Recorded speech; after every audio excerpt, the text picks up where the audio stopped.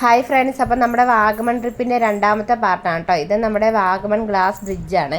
ഇതിനകത്ത് ഇറങ്ങി കുറച്ച് ധൈര്യമൊക്കെ വേണം. പക്ഷേ ഇവിടുത്തെ ഒരു കോർഡിനേഷൻ എനിക്ക് അത്രയ്ക്ക് അങ്ങ് ഇതായില്ല. കാരണം ഒരുപാട് ആളുകളുണ്ട്. ഇത്രയും വെയിലത്ത് അവർക്ക് അതിന് കുറച്ചും കൂടി ആളുകളെ അത് കോർഡിനേറ്റ് ചെയ്യാനായിട്ട് വെക്കായിരുന്നു എന്ന് തോന്നി. കാരണം ഇപ്പോൾ നമ്മൾ ഫീസൊക്കെ കൊടുത്ത് കയറുമ്പം ആൾക്കാർക്ക് വെയിറ്റ് ചെയ്യാനുള്ള വെയിറ്റിംഗ് ഏരിയയൊക്കെ കുറച്ചും കൂടെയൊക്കെ നന്നാക്കാമായിരുന്നു എന്ന് തോന്നി കേട്ടോ.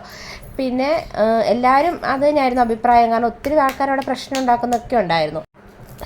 പിന്നെ അത്രയും നേരമൊക്കെ നമ്മൾ വെയിറ്റ് ചെയ്തിട്ട് നിന്നാലും കയറി കഴിയുമ്പോൾ നമുക്കതൊരു സാറ്റിസ്ഫാക്ഷനാണ്. കാരണം അതൊരു എന്താ പറയുക, പ്രത്യേക ഫീലാട്ടോ.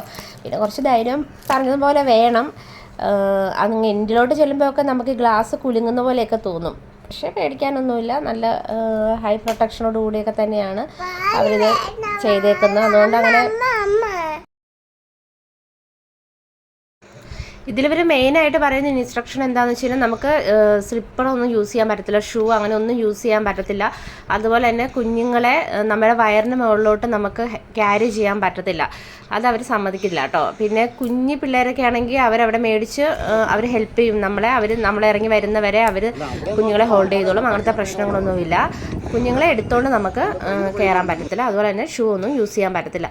പിന്നെ ആകെ ഇത് നമ്മൾ മെയിനായിട്ട് കാണുന്ന അഡ്വഞ്ചർ പാർക്കിലാണ് കേട്ടോ. നമ്മുടെ ഈ ഗ്ലാസ് ബ്രിഡ്ജ് അങ്ങനെയുള്ള കുറേ ആക്ടിവിറ്റീസ് വരുന്നുണ്ട്.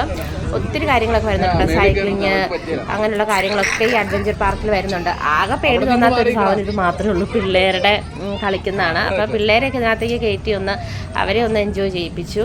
അവർക്കൊരു സന്തോഷം.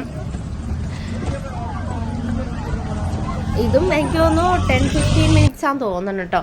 പിന്നെ ഇത് മെയിനായിട്ട് ഇത് വരുന്നതാണ് നമ്മുടെ ഊഞ്ഞാലാട്ടം. എൻ്റെ അമ്മോ, ഇതൊരു വല്ലാത്ത ഫീൽ തന്നെയായിരുന്നു കേട്ടോ.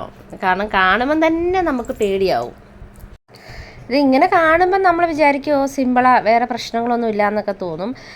ഇത് മേളിലോട്ടൊന്ന് വലിച്ചിട്ട് താഴത്തോട്ട് വിടുന്നൊരു മൊമെൻ്റ് ഉണ്ട്. അമ്മോ, അതാട്ടോ നമുക്ക് ഏറ്റവും പേടിയാവുന്നത്. ബാക്കിയൊക്കെ നോർമലായിട്ട് തന്നെ തോന്നും. അപ്പോൾ ഇത് അഡ്വഞ്ചർ പാർക്കിലാട്ടോ. ഇതിൽ ഒത്തിരി ആക്ടിവിറ്റീസ് വരുന്നുണ്ട്. പാരാച്യൂട്ട് അതുപോലെ തന്നെ എല്ലാം തന്നെ ഇതിനകത്താണ് വരുന്നത്.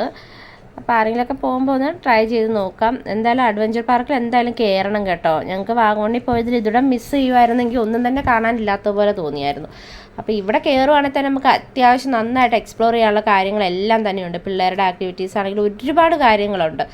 ഇത് ഞങ്ങൾ ഉണ്ടോ ജസ്റ്റ് ഇങ്ങനെ വിടുമ്പോഴത്തേക്ക് നമുക്ക് ഭയങ്കര ടെൻഷനായി പോകും. അത് കഴിഞ്ഞ് പിന്നെ ഓക്കെ നോർമലായിട്ടാണ്. പിന്നെ ഉണ്ടായിരുന്ന വീഡിയോ കുഴപ്പമില്ലായിരുന്നു തോന്നുന്നു കേട്ടോ. വലിയ ആൾക്കാരും വിളിക്കുന്നൊന്നും ഇല്ലായിരുന്നു. നോർമലായിട്ട് തന്നെ നമ്മൾ സൈക്കിൾ ചവിട്ടുന്ന പോലെ അങ്ങനെയായിരുന്നു.